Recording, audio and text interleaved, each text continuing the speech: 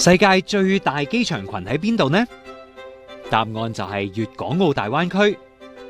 56000平方公里範圍入面，機場群包括7座民航機場、13條跑道，航線遍及全球200幾個城市。2024年旅客超過2億人次。作為國際航空樞紐，香港不斷強化同大灣區機場合作，以善用資源，發揮優勢互補。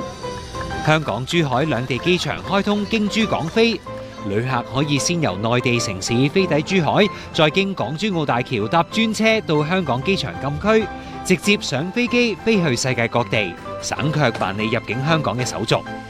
跨境電商就可以將進口商品存放喺香港機場嘅物流中心，內地客戶落單之後，經港珠澳大橋轉運到珠海機場，再發往各地。由香港往來華東嘅物流較傳統方式快1日以上。大灣區正係快速發展，到2035年將會擁有17條跑道，客運同貨運量有望倍增。